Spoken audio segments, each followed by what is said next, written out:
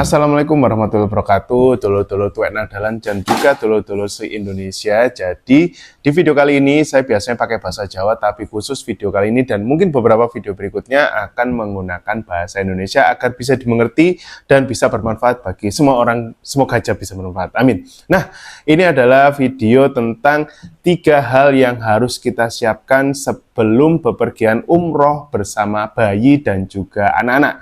Jadi yang harus kita persiapkan ada 3 hal ini. Yang pertama ya kan, yang wajib dilakukan terlebih dahulu adalah memilih. Alhamdulillah ada minum, terima kasih. Bismillahirrahmanirrahim. Yang pertama adalah kita harus benar-benar memilih travel umroh yang sesuai untuk keperluan anak-anak dan juga bayi.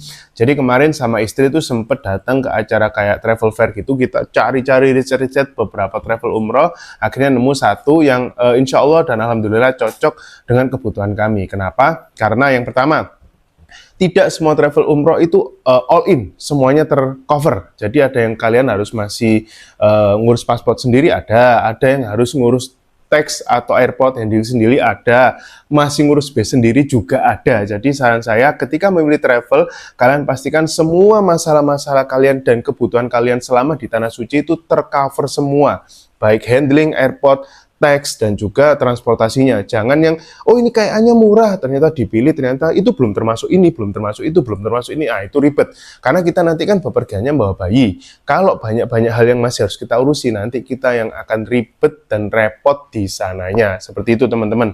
Dan juga kalian harus pastikan, ketika kalian pesen travel tersebut, tanyakan dahulu, adakah diskon atau potongan untuk bayi dan juga anak. Kemarin ketika saya memilih travel sama istri, itu alhamdulillah ada diskon untuk bayi di bawah 2 tahun, itu harganya kena sekitar 40-45% dari harga asli. Jadi alhamdulillah sangat membantu. Nah, untuk toddler kemarin diskonnya sekitar 10-15%. Tapi aturannya kalau diskon tidak dapat kasur sendiri anak saya yang besar. Jadi akhirnya kami memutuskan untuk full payment agar anak kami bisa dapat kasur sendiri, bisa tidur lebih nyaman.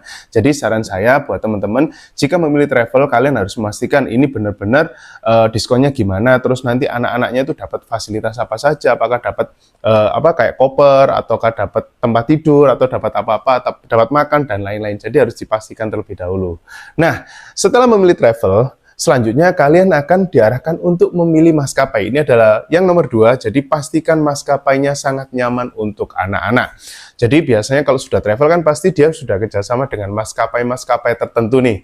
Nah, kemarin kebetulan maskapai kami itu Lion Air. Nah, buat teman-teman yang bawa bayi, saya sarankan untuk upgrade atau mungkin memilih travel yang bekerja sama dengan maskapai-maskapai yang mungkin kayak internasional banget ya, mungkin kayak Qatar atau mungkin Garuda, kami juga nggak tahu. Kenapa? Karena di maskapai-maskapai yang kayak sudah kayak internasional udah bagus banget itu biasanya ada yang namanya bassinet.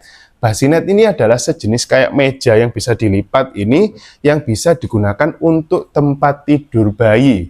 Nah, kebetulan kemarin di Lion Air yang kami pakai itu tidak ada bassinetnya. Loh, terus gimana mas bawa bayinya? Nah, tenang.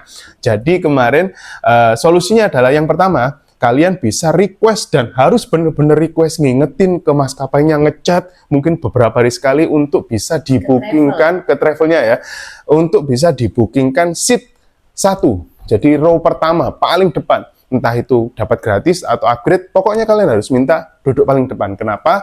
Karena di depan itu lebih longgar. Jadi space-nya lebih longgar dan kita bisa pakai yang namanya, ini nanti ada ya. Jadi ada tas khusus, jadi istri saya beli di Shopee. Jadi itu tas ransel, bisa naruh pampers sama susu, tapi bagian belakangnya kalau ditarik, itu bisa jadi tempat tidur. Itu sangat membantu. Jadi kemarin pas berangkat, anak saya bisa tidur di situ, ditaruh bantal, jadi buat tidur, alas, hangat dan nyaman. Jadi pas penerbangan berangkat bisa tenang, bisa tidur di situ. Ini tas, tapi bisa menjadi tempat tidur. Luar biasa. Pembelian yang tidak sia-sia, alhamdulillah. Loh, kalau nggak dapet kursi depan gimana? Nah, harus lebih sabar ya kan. Alhamdulillah dan qadarullah.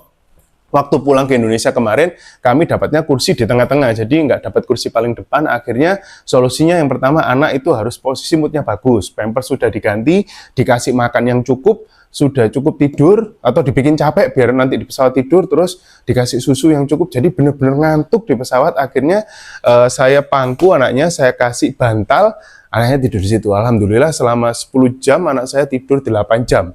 Anteng di pesawat.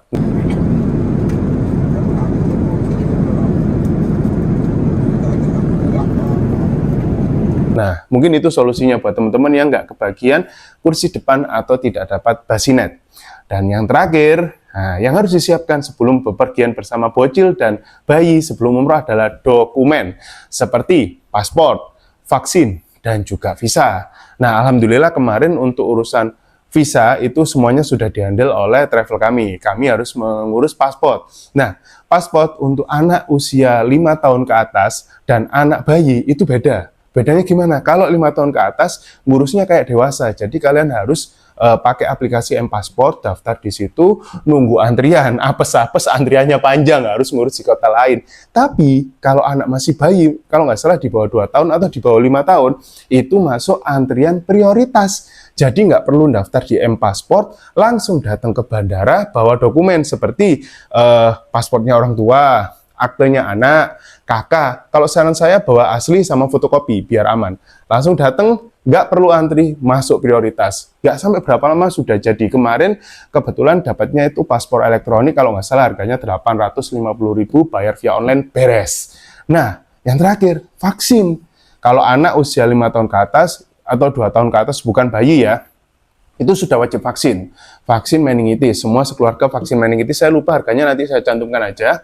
Mungkin sekitar 300-350.000, tergantung kalian pakai vendor mana ya. Jadi setiap rumah sakit, setiap klinik beda-beda harganya. Tapi vaksinnya insya Allah aman semua, sudah internasional. Nah, kalau bayi gimana? Nah, kebetulan kemarin bayi, anak saya yang masih kecil itu, kalau vaksin itu pakai vaksin yang namanya Menactra.